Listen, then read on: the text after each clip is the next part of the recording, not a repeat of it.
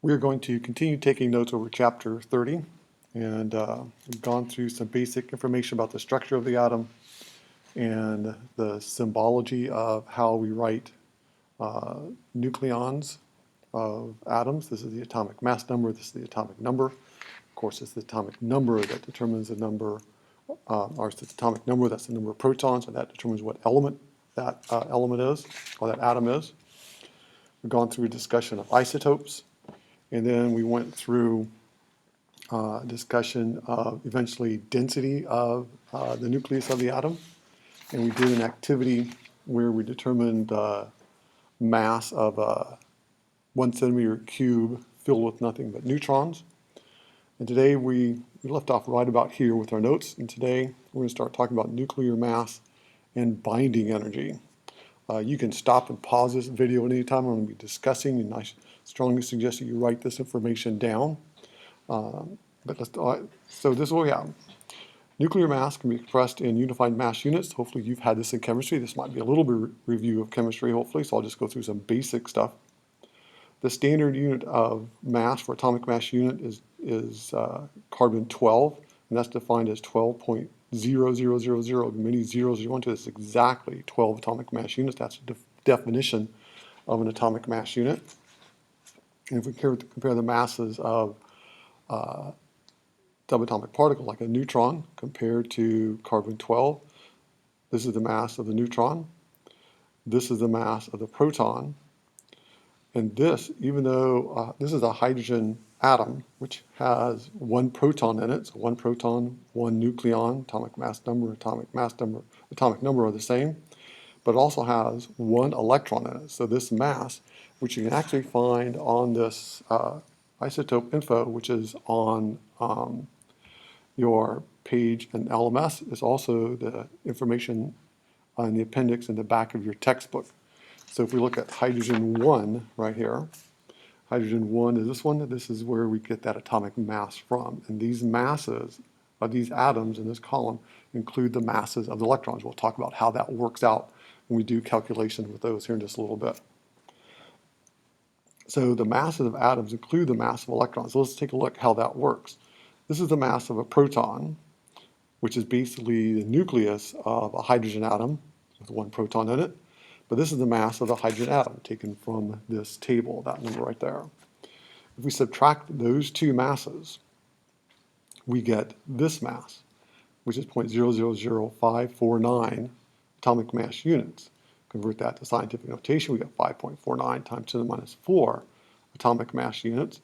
Remember, this contains one, if I can write electron here, -1, one electron. That's an electron right there. And so when we subtract that, this should be the mass of electron. Well, let's do a conversion. Again, one atomic mass unit, we divide the actual mass of carbon in kilograms divided by 12, we actually get this number right here. So one atomic mass unit is that many kilograms. And so if we take this number and convert this to kilograms, we get 9.11 times 10 to the minus 31 kilograms. And on your information sheet, that is the mass of an electron. So these masses on this information sheet include the masses of the number of electrons that each of those atoms have. And that's significant when we do calculations even further on down, as we'll see after a little bit, or maybe even the next day. Now, let's take a look at this mass and how that is converted to energy, because whenever these nucleons, individual nucleons form a nucleus, in order to hold them together, there is a nuclear force that holds them together. Some energy has to be used to hold them together. And whenever separate nucleons form a nucleus, some of the mass of those nucleus is converted to energy. And that loss of energy is what holds those nucleons together. So the way you convert mass to energy is using Einstein's equation. This is one atomic mass unit. And we convert that to energy. That mass completely disappears. This is the equation that shows how much energy is actually created. We take that times the speed of light. This is the speed of light to 5 significant digits, or 4 places past the decimal. And we get 1.4924 times 10 to the minus 10 joules. Now if we take that and convert that to electron volts, we've done this before, and we get 9.3147 times 10 to the electron volts. We'll convert that to mega electron volts. We're going to take this, 1 mega electron volt, the same thing as a million electron volts. We get 931.47 mega electron volts. That's the unit of energy. On your information sheet, you see here that 1 atomic mass unit is 1.66 times 10 minus 27 kilograms, which is what this number is right here, rounded to 3 single digits. But notice it says here 931 mega electron volts divided by c squared. Remember, mega electron volts is a unit of energy. Kilograms, atomic mass units, are units of mass. The reason it's divided by c squared, because of E equals mc squared equation. This is energy, which is this right here. We're saying that's equivalent to so many kilograms. So in order to get this mega electron volts into actual mass units, we have to divide that by c squared. So that is why we have mega electron volts per c squared is equal to those mass units, because we can't put mass equal to energy. It's equal to energy over c squared. All right. Now, let's take a look at binding energy and nuclear forces. In order for a nucleus to be stable or be held together, the total mass of the stable nucleus is always less than the sum of the masses of its separate or constituent protons and neutrons, in other words, the individual particles. Let's see how we can calculate that out and see how that works. We're going to take the helium-4 mass and compare it to its constituents. So we can find the mass of helium-4 on this sheet. This is helium. Helium-4 is this mass right here, which makes up almost all of the naturally occurring amount of helium. And so that's what this mass is right here. Remember, this contains 2 electrons. It has 2 protons. That mass includes 2 electrons. So now, what we're going to do, we're going to take the mass of its individual parts, which is basically 2 hydrogens and 2 neutrons. If you look on this, this is hydrogen 1 right there. Of course, it does include electron, but we'll see how that works out. And so we're going to take that mass, multiply that mass of 1 hydrogen atom times 2, and we get this mass. Again, that's with 2 electrons. And then this is the number of neutrons, and the neutron mass is given here. It's the first mass that's given in that table. So this is the mass of 1 neutron. We multiply it by 2 to get the mass of 2 neutrons. So these are the masses of the individual parts. We add those together, and we get this total mass of the individual parts. But the mass of the helium itself is just this. So if we subtract those 2 masses, notice the mass of the helium atom is less than the mass of the constituent parts. Remember, this mass includes 2 electrons, and this mass includes 2 electrons from here. So we're basically taking 2 electrons minus 2 electrons, so electrons end up canceling out. They're not included in the actual mass difference. This is the mass difference between the helium atom and its constituent parts, which means that this mass has been lost into energy.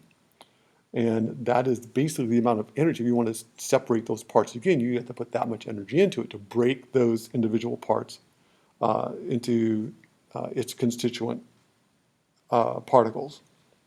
So this is the mass that was lost. It was converted to energy based on that equation right there. Well, we've done a conversion between atomic mass units and energy. So that this many atomic mass units converted to the amount of energy is 931 mega electron volts. So we get that many electron volts. This is, and we convert that to, that's rounded to 28.3 mega electron volts. This is the binding energy of helium-4, the amount of energy that keeps those nucleons together. If we want the binding energy per nucleon for helium-4, we simply take that value divided by 4, and that's the binding energy per nucleon, 7.075 mega electron volts per nucleon. Of course, we can round that to 7.08 if we want to keep 3 significant digits. That would be just fine. What we're going to do now, I'm going to do a couple of example problems, work our way through this and see how we do this for some other elements. And then you'll have a worksheet that you can practice doing these types of problems on. So let's do some example problems.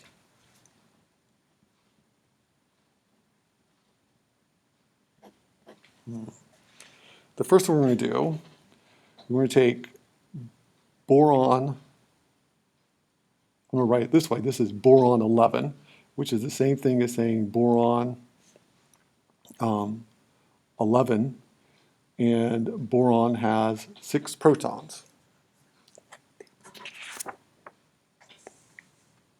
I'm sorry, boron has 5 protons. That should be a 5 there. So now, boron 11 is the same thing as saying boron with 11 nucleons and 5 protons. So now, what we do, we look up the mass of boron 11 on our isotope sheet. And here is boron, it has 5 protons. Boron 11 is this mass right here. So I'm going to write that value down. So boron 11 has a mass of 11.009306 atomic mass units. And we want to determine the binding energy. What is the binding energy? And we want to determine the binding energy per nucleon. We want both of those. Okay? So then, this is the mass of the boron atom itself. And if we look at this boron, we want to know how many protons and how many neutrons it has. It has 5 protons. So we're going to take 5 times hydrogen 1, that represents the proton. And again, hydrogen 1, is this value right here. So we're going to take that number times 5. This would be 5 times 1.007825 atomic mass units. And when we do that, we get 5.039125 atomic mass units. We then have 6 neutrons for boron. So we take 6 times the mass of the neutron. Again, that's located at this value right here. And that's going to be 1.008665 atomic mass units. That's going to be 6.051990. We add those together and we'll get 11.091115 atomic mass units. We then need to subtract the actual mass of the boron 11 itself. And so we're going to take this minus 11.009306 atomic mass units. And when we do that, we will get 0.081809 atomic mass units. We should convert this into mega electron volts. And if we do that, we'll have 0.081809 atomic mass units. And we will use 931 mega electron volts per 1 atomic mass unit. Now we get 0.081809 times 931. It's 76.2 mega electron volts. And then if we take this is the binding energy. And then if we want binding energy per nucleon, we're going to take 76.2 mega electron volts divided by total number of nucleons, which is 11. And we should get approximately 6.92 mega electron volts per nucleon. Let's go to another little slightly different type of problem involving binding energy. We want to do this. We want to determine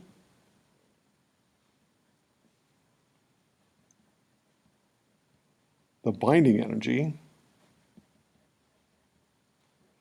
of the last neutron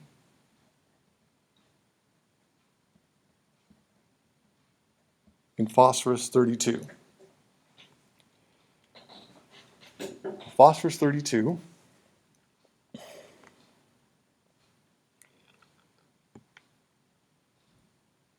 it's since we have phosphorus 32, the last neutron, before the last neutron was put in phosphorus, it was phosphorus 31.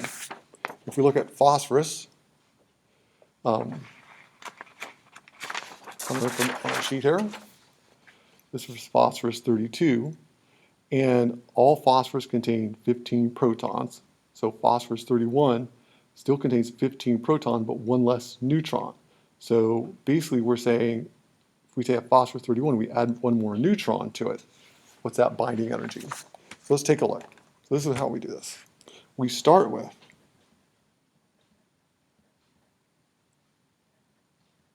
phosphorus 31. And phosphorus 31 has this mass. I'm going to write that mass down,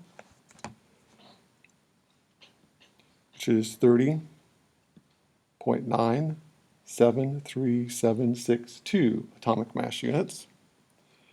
And then we're going to add one neutron to that, which is 1.008665 atomic mass units. Basically, these are the constituent parts of phosphorus 32. We started with this, we add one neutron to it, these are the constituent parts to that. So we get the total mass of the constituent parts, which is going to be 31.982427 atomic mass units. Then phosphorus 32 has this mass of 31.973907. So this is 31.93907 atomic mass units. And we subtract that, minus 31.939.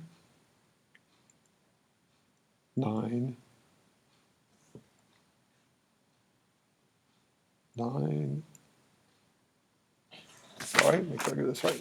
I think I wrote that wrong. It's 31.973. It's a 73. 973907 atomic mass units. We subtract those, and we get 0.008520 atomic mass units.